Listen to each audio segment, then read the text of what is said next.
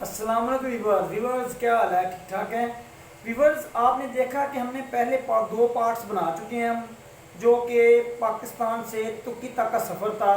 दो पार्ट्स में हमने कवर किया है उसको, रास्ते की मुश्किलात, जान का ख़तरा और कैसी कैसी रातें गुजारी, किस किस जगह से हम गुज़रे, कैसे कैसे मुश्किलात से आगे बढ़े। और तुर्की तक का सफ़र बहुत कठिन सफ़र था। पहले पार्ट में हमने पाकिस्तान से ईरान का सफ़र डिस्कस किया था, तो दूसरे पार्ट में हमने ईरान से तुर्की का सफ़र डिस्कस किया था। किस तरह रास्ते में मुश्किलात आती हैं, कुर्दे पकड़ लेते हैं, वो क्या करते हैं। इसी तरह का सफ़र हम आगे जारी रखेंगे यूरोप की तरफ। आज हम डिस्कस करेंगे तुर्की से यूनान तक का सफ़र। ये सफ़र कितनी किस्म का होता है, एजेंट कितने पैसे मांगते हैं, क्या रेट चल रहा है, रास्ते में मुश्किलात क्या होती हैं, कितनी ट्राइयाँ लगानी पड़ती हैं, तो ये सब हम आज की इस वीडियो में डिस्कस करेंगे। तो सबसे पहले मेरे आपको ये गुजारिश है कि आप इस सफ़र पे ना निकलें। आपको इन मुश्किलात बताने का मकसद मेरा ये है कि आप बिल्कुल भी इस सफ़र पे ना निकलें। बाई एयर जाएं, लीगली तौर पे जिस कंट्री में जाना है जाएं। यूरोप जाना है तो लीगली जाएं। इलीगल जान का ख़तरा है, माल का ख़तरा है, बहुत ज़्यादा परेशानियां होती हैं और टाइम भी जितना सोच नहीं सकते उतना लग सकता है। तो ये बहुत ही मुश्किल सफ़र है, इससे आप लोग बचें। लेकिन मैं किसी को मना करूँगा, मेरे कहने से मना नहीं होगा, लेकिन फिर भी आपको आगाह कर रहा हूँ कि ये इसमें क्या क्या खतरात होते हैं और आप किस तरह से आपकी जान को ख़तरा हो सकता है। तो आज हम डिस्कस करेंगे कि जब लोग तुर्की पहुँच जाते हैं। नाज़रीन, पहले आप लोग बेहबराए मेरे इस चैनल को सब्सक्राइब करें, करें, वीडियो को लाइक और शेयर करें। इंशाल्लाह आने वाली वीडियोस भी आपको इसी तरह मिलती रहेंगी। तो चलें शुरू करते हैं जी। पाकिस्तान से जब बंदा पहुंच जाता है तुर्की के अंदर एक कठिन सफ़र तय करके, तो उससे आगे क्या होता है, तुर्की में दाखिल होते हैं, आप इस्तांबुल पहुंच जाते हैं। वहाँ पे अगर तो आप पकड़े जाएं तो आपको कैंप लग जाता है, कैंप में भेज देते हैं आपको, जेल नुमा होता है उनका कैंप। वहाँ पे आपको 3 माह भी लग सकते हैं, 6 माह भी रख सकते हैं। वो ये आपके मुकद्दर हैं कि जब आपको, कुछ लोग जो होते हैं छोटी उम्र के लोग होते हैं, 18 साल से कम बच्चे होते हैं, लड़के होते हैं, उनको वो कुछ दिन में छोड़ देते हैं। तो लेकिन आजकल बहुत ज़्यादा सख्ती हुई है, वो सब लोगों को डिपोर्ट कर रहे हैं, पाकिस्तान वापस डिपोर्ट कर रहे हैं। चाहे आप 3 माह रहें या 2 माह रहें, आपको डिपोर्ट करेंगे या फिर पकड़ते ही डिपोर्ट भी कर रहे हैं। आजकल डिपोर्ट 2 किस्म का करते हैं, या तो ईरान में वापस धकेलते हैं आपको, या फिर पाकिस्तान में बाई एयर भेजते हैं। अगर आपको उनको पासपोर्ट वगैरह या इस तरह को कोई आप आइडेंटिटी देते हैं तो आप वापस आपको भेज देते हैं। तो जो लोग वहाँ इलीगल अब रहते हैं, इतनी मुश्किल है वहाँ पे, पकड़ पकड़ के उनको पाकिस्तान भेजा जा रहा है। बहुत ज़्यादा पैसे लोगों को ज़ाया हो रहे हैं, लोगों की जानें ज़ाया होती हैं इसमें। रास्ते में लोग कई मर भी जाते हैं, कुछ पहुँच जाते हैं।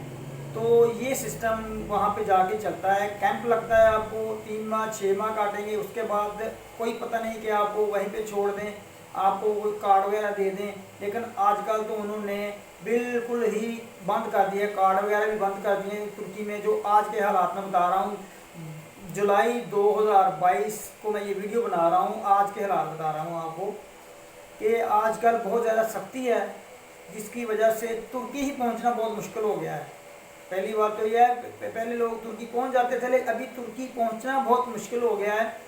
तुर्की में जाके फिर लोग, जिनके पास तो पैसा होता है ज़्यादा, वो तो आगे मूव करते हैं यूरोप के लिए, यूनान के लिए। तो जिनके पास पैसा नहीं होता वो बेचारे वहीं पे काम करना शुरू कर देते हैं। वे 2-2 3-3 साल तुर्की में काम करना शुरू करते रहते हैं। कुछ ने घर में पैसे भेजने होते हैं, कुछ ने वहाँ पे खुद करने होते हैं। उसके बाद वो ट्राई लगाते हैं यूनान की। तो यूनान की जो डंकी है वो भी बहुत मुश्किल है, उसमें क्या क्या रेट चलते हैं। यूनान से डायरेक्ट इटली की डंकी भी लगती है, वो बहुत ज़्यादा कॉस्टली है, 15-16 लाख रुपया वो लेते हैं शिप का। तो उसमें जान की कोई ज़मानत नहीं है, जान आपकी किसी वक्त भी जा सकती है। शिप की वो ट्यूब वाली कश्ती होती है, उसमें बहुत मुश्किल है, उसमें तो बिल्कुल ही ना जाएं आप। हाँ जी, अपने यूनान, तुर्की से यूनान का सफ़र है। तुर्की से दो तीन किस्म की डैंकी निकलती है यूनान के लिए, एक पैदल, एक शिप वाली, और एक ये टैक्सी वाली या डाले, अब उस कह सकते हैं कि आप टैक्सी या ट्राले वाली। इनके रेट्स अलग अलग होते हैं। तकरीबन पैदल गेम का कम कम पैसे होते हैं, ये तकरीबन कोई 1000 यूरो के करीब पैदल गेम, या 500-700 यूरो, 1000 यूरो, इस तरह रेट चलता है इसका। आजकल जो है ज़्यादा रेट शायद हो गए हैं, मुझे भी अभी आइडिया नहीं है कंफर्म, लेकिन ये चलता था यही आया पहले। तो जो टैक्सी वाली गेम है या फिर ट्राले वाली है, उसमें चलता है 2000 यूरो, मतलब 4 लाख रुपया पाकिस्तानी। तो शिप वाली जो गेम है उसमें 3000-4000 यूरो, 7 से 8 लाख रुपया, 6 लाख रुपया, 5 लाख रुपया, इतना चलता है पाकिस्तानी शिप वाली डैंकी में तुर्की से यूनान। दो किस्म की, दो तरफ से वो जाते हैं। एक इस्तांबुल से निकलते हैं और बॉर्डर पे जाते हैं तुर्की के, वहाँ पे जनाब एक छोटी सी नहर है, छोटी सी भी नहीं है, बड़ी है, लेकिन इतनी ज़्यादा बड़ी नहीं है, गहराई उसकी काफ़ी है। लेकिन वहाँ पे वो ट्यूब वाली टैंकर आपको लेके जाते हैं, एजेंट आपको लेके जाते हैं साथ, वो नहर के जाकर करीब कहीं आपको स्टे करवाते हैं। अभी स्टे का ये होता है कि आपको तुर्की में भी स्टे करना पड़ता है। हाँ, इनकी सेफ बनी होती है जहाँ पे ये लड़कों को जाके बिठाते हैं, वहाँ से फिर गेमें निकालते हैं। वहाँ कोई पता नहीं, आपको 10 दिन स्टे करना पड़े, 15 दिन करना पड़े, 1 माह तक भी स्टे करना पड़ता है, क्योंकि आगे का उन्होंने देखना होता है कि क्या सूरत हाल है। सूरत हाल देख के निकालते हैं। वो 1 माह जो आप वहाँ होते हैं उनकी सेफ में, आपका खर्चा भी होता है, घर से पैसे मंगवाने पड़ते हैं, बहुत ज़्यादा मुश्किल होता है, बहुत ज़्यादा मुश्किल है। हर वक्त पकड़े जाने का डर, डिपोर्ट होने का डर और जान का भी खतरा होता है। अगर आप तुर्की में किसी अगवाकार के हाथ लग जाएं, वो कई एजेंट ही कहते हैं कि हम आपको बचाते हैं, वो अपनी सेफ पे ले जाते हैं, वहाँ पे जाके लोगों को मारते हैं, किसी का काम काट देते हैं, किसी का कुछ करते हैं, घर में कॉल करवाते हैं, पैसे मंगवाते हैं उनके। घर वाले बेचारों के पास पैसे कहाँ से इतने आते हैं होते हैं कि वो दें, बड़ी मुश्किल होती है। तो ऐसे भी केसेस हुए हैं, कभी काफ़ी दफ़ा हुए हैं कि वो अगवा हो गया है बंदा, वो इलीगल बंदा है वहाँ पे, वो किसी को कंप्लेंट नहीं कर सकता हुकूमत को तुर्की की, वो क्या कंप्लेंट की पुलिस के पास जाएगा, पुलिस पकड़ के पाकिस्तान भेज देगी, इस तरह से उसके पास भी नहीं जाता, और घर से पैसे भी जाते रहते हैं, खुद के भी जाते रहते हैं। वहाँ पे अजीब सी उसकी कंडीशन हो जाती है, बहुत मुश्किल हो जाती है उसके लिए। तो वहाँ से वो सेफ में रखते हैं, 1 माह रहना पड़े, 10 दिन रहना पड़े, 15 दिन रहना पड़े। कई दफ़ा लोग ऐसे हैं कि 10-10 ट्राइयाँ करते हैं, बॉर्डर से जाके यूनान में से पकड़े जाते हैं, वो फौजी मारते हैं, सारे कपड़े उतरवा के नंगा ही पीछे भेज देते हैं नहर की तरफ से, फिर क्रॉस करवाते हैं तुर्की की तरफ। तो कुछ बंदे हैं वो बताते हैं हमने 10-10 बार ट्राई की है तो हम पहुँच नहीं पाए यूनान। तो कुछ वो 2-3 ट्राइयों में पहुँच गए हैं, कई 10-15 ट्राइयों के बाद पहुँचे हैं। ये कुछ लोग फिर वापस आ जाते हैं थक हार के, पैसा नहीं होता पास, जिनके पास कुछ पैसा होता है वो ट्राई लगाते रहते हैं वहाँ से। तो ये सिस्टम चलता रहता है, लेकिन ये इतना मुश्किल सफ़र होता है, इतनी मुश्किल ये दिन होते हैं, आप तसव्वुर नहीं कर सकते। नींद नहीं पूरी होती बंदे की, बंदा जहनी मरीज़ बनने को हो जाता है, कहता है मैं आज ही वापस चला जाऊँ पाकिस्तान, पाकिस्तान भी नहीं आया जाता फिर बंदे से। जब आप एक एजेंट के पास चले जाते हैं, उसको कहते हैं मैंने जाना है, वो फिर वापस भी नहीं आपको आने देता। गेम वहाँ से निकलते हैं, ये नहर पे जाते हैं, नहर पे जाके स्टे करते हैं, वहाँ पे भी 1-8 दिन 2 दिन स्टे करते हैं, देखते हैं, मौका देते हैं। कोई ये लीगल तो है नहीं कि टिकट करवाई, हवाई जहाज़ में बैठे, बस में बैठे और यूनान पहुँच गए। तो छुप के जाना होता है, मुश्किल से जाना होता है, गोली लगने का डर, जूतियाँ खाने का डर, डंडे मारते हैं, बहुत ज़्यादा मारते हैं ये यूनान की पुलिस फौज बहुत मारती है वहाँ पे। इस वक्त उन्होंने बड़ी बड़ी बड़ी दीवार बना दी है, इतनी सख्ती, कैमरे लगे हुए हैं वहाँ पे, तारें लगी हुई हैं खारदार ऊपर उस दीवार के, और वहाँ से निकलना बहुत मुश्किल है, बहुत ही मुश्किल। अब तो बिल्कुल ही नामुमकिन कर दिया उन्होंने। अगर आप पकड़े गए ना तो वो आपको इतना मारते हैं, इतना मारते हैं कि आप तसव्वुर भी नहीं कर सकते।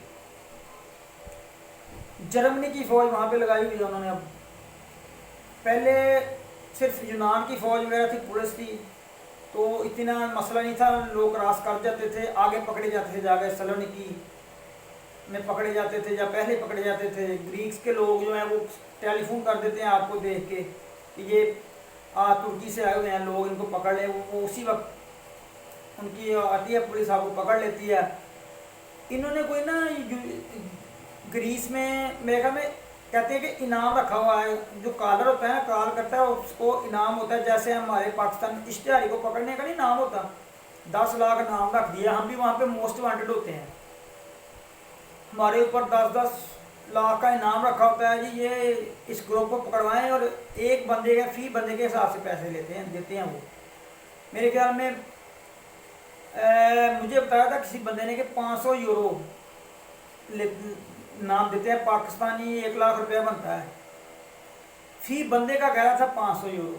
तो आप हिसाब लगा लें, तो वो ग्रीक्स वाले जो बंदे हैं वो आपको देखेंगे तो 500 यूरो के लिए तो फिर कुछ भी कर सकते हैं। हम 1 लाख में बंदा इधर मार देते हैं, तो वो उन्होंने सिर्फ कॉल करके पकड़वाना होता है, तो पकड़वा देते हैं भाई। बहुत मुश्किल है, सलोनिकी पहुंचना होता है, इनका जो शहर है पहला आता है शहर।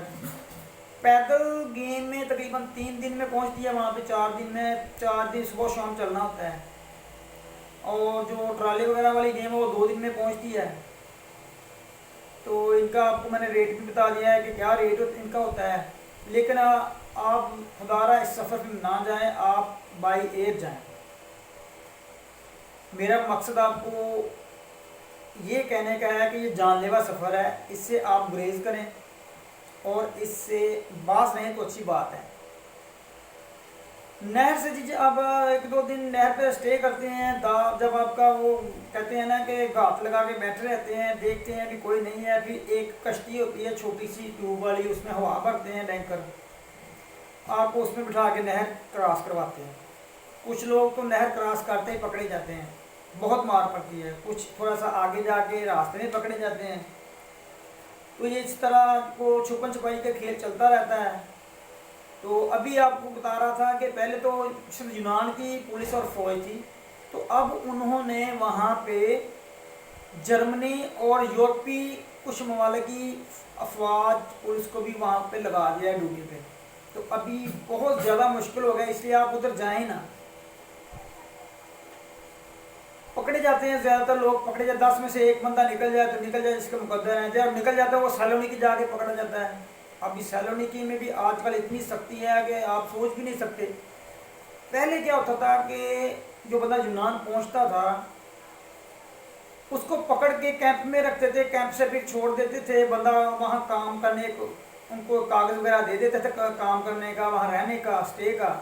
अभी वो सिलसिला ख़त्म हो चुका है। अभी पकड़ते हैं बंदे को, अगर आप सलोनिकी से पकड़े गए हैं या आगे जाके एथेंस, इनका जो एथेंस थी ना शहर है, वहाँ पकड़े जाते हैं। तो अब ये क्या करते हैं कि आपको पीछे तुर्की में भी डिपोर्ट नहीं करते, अब ये सीधा आपको आइडेंटिटी आपकी लेते हैं, कैंप में डाल देते हैं। 8-8 माह लोग वहाँ रहते हैं। कुछ 2-3 माह के बाद खुद ही आइडेंटिटी देते हैं कि मेरा ये जी कार्ड बना हुआ है, पाकिस्तान में पासपोर्ट है, वो मंगवाते हैं वहाँ पे व्हाट्सएप, और वो आपको सीधा यूनान से बाई एयर पाकिस्तान डिपोर्ट करते हैं।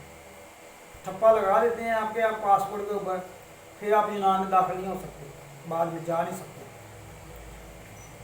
तो पहले वो इतनी सख्ती नहीं थी, लेकिन ये कुछ वक्त हो गया है, बहुत ज़्यादा यूरोप ने सख्ती कर दी है, बहुत ज़्यादा सख्ती कर दी है।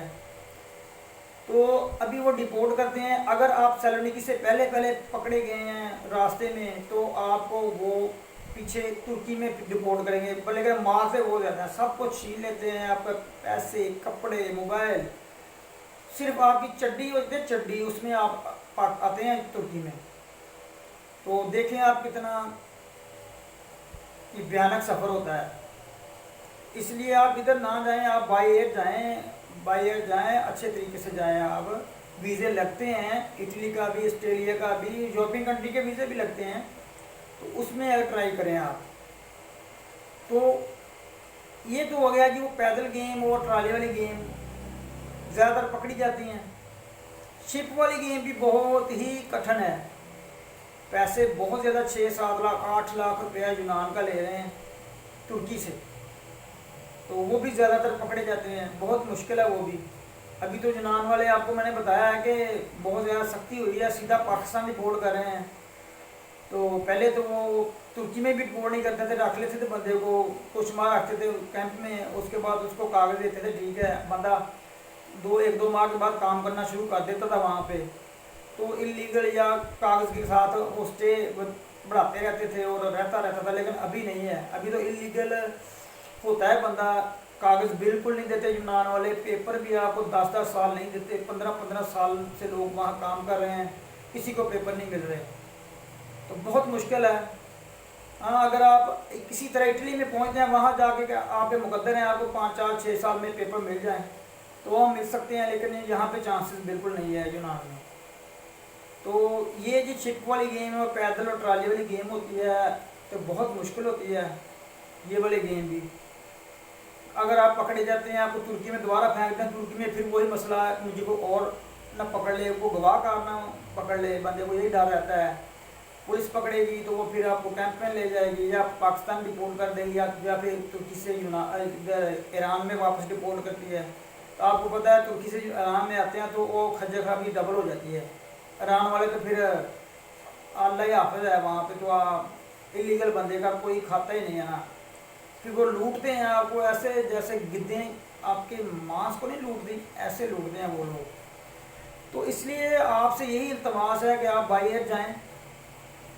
इससे आगे हम इंशाल्लाह अगला जो वीडियो लंबी हो रही है हमारी, इसलिए मैं यूनान पे स्टॉप करता हूँ। तो यूनान से आगे का सफ़र है, मुश्किलात का सफ़र है, क्या क्या होता है, कितना रेट है, यूनान से सर्बिया का सफ़र, अगले मकदोनिया बार्डर, यूनान से मकदोनिया बार्डर क्रॉस करके सर्बिया में जाते हैं। तो सर्बिया से आगे फिर क्रोएशिया, फिर सलोनिकी और उसके बाद इटली, 3-4 मुल्क क्रॉस करने पड़ते हैं बंदे को। हिसाब लगा लें आप कितनी मुश्किलात होती हैं, जंगलात का सफ़र शुरू हो जाता है आगे से। तो उसके बारे में अब हम अगली जो वीडियो है, तीसरा पार्ट हमारा, ये तीसरा पार्ट चल रहा है, चौथा पार्ट हम बनाएंगे यूनान से सर्बिया का, कैसे कैसे सफ़र होता है, जो भी रास्ते में मुश्किलात आती हैं उसके बारे में बनाएंगे। तो व्यूवर्स, अगर आपको मेरी वीडियो अच्छी लग रही है तो बराए मेहरबानी मेरे चैनल को सब्सक्राइब ज़रूर कर दें और बेल के आइकन को क्लिक कर दें, वीडियो को लाइक और शेयर करें ताकि आने वाली वीडियोज़ के नोटिफिकेशन आप तक पहुंच सकें। और इससे आगे का सफ़र आपको इंशाल्लाह मैं अगले पार्ट में बताऊंगा, यूनान से सर्बिया तक का सफ़र। शुक्रिया।